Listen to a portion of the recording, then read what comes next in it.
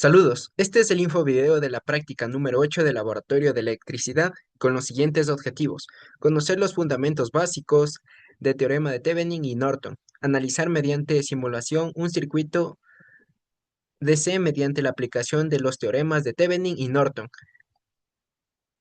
El grupo está conformado por Heidan Umatambo y John Paredes. La práctica se realizó eh, el 25 de junio del 2025. Bien, en la práctica desarrollamos un ejercicio, el ejercicio que contenía la hoja guía, en el cual calculamos la resistencia de Thevenin y el voltaje de Thevenin. Bien, cabe mencionar que el teorema de Thevenin establece que cualquier circuito lineal compuesto por resistencias, fuentes de voltaje o corriente vistos desde dos terminales específicos A y B pueden ser reemplazados por un circuito equivalente más simple, formado por una fuente de voltaje, voltaje de Thevenin y una resistencia, resistencia de Thevenin. Bien, aquí se muestra cómo se calculó la resistencia de Thevenin y nos dio un resultado de 320 ohmios y el voltaje de Thevenin nos dio un resultado de 336 voltios.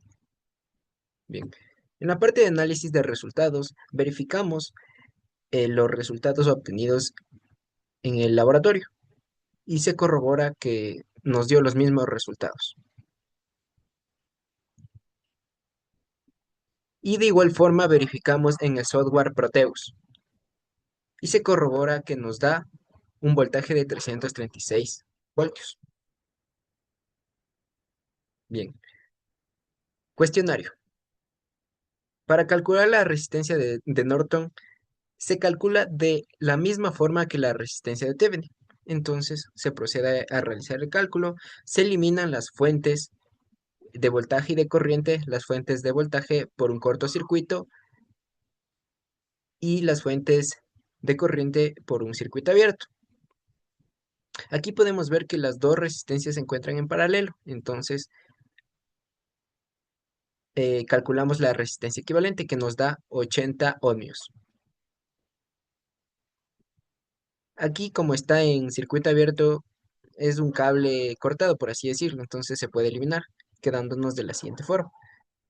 Estas están en serie, entonces calculamos 80 más 240 que nos da un resultado de 320 ohmios. Cuestionario. ¿Cómo se determinó la corriente de Norton utilizando el método de corrientes de mallas? Para determinar la corriente de Norton analíticamente, primero cortocircuitamos los terminales A y B del circuito. Luego aplicamos el método de mallas y supermallas como vemos en la imagen, escribiendo las ecuaciones de la ley de voltajes de Kirchhoff para cada lazo, obteniendo las ecuaciones para encontrar la corriente que pasa por el circuito. Además usamos el análisis de nodos, para así tener las tres ecuaciones y tres incógnitas para calcular las tres corrientes que pasan por el circuito. La corriente de Norton IN es la corriente I1, que es de 1,055 amperios, que circula a través de este cortocircuito, que se obtiene de la resolución del sistema de ecuaciones de mallas. Conclusiones y recomendaciones.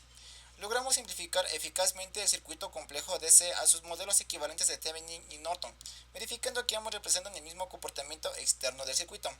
Además, la alta concordancia entre nuestros cálculos analíticos y los resultados obtenidos en la simulación con Proteus reafirmó la validez de los teoremas y la precisión de las herramientas de simulación. Además, la práctica evidenció la interconvertibilidad directa entre los modelos de Thevenin y Norton, lo cual brinda mayor flexibilidad en el enfoque para el análisis de circuitos. Recomendaciones. Se debe revisar los cálculos analíticos varias veces antes de la simulación para así evitar errores. También se debe asegurar de apagar o reemplazar correctamente las fuentes en la simulación para medir la resistencia equivalente.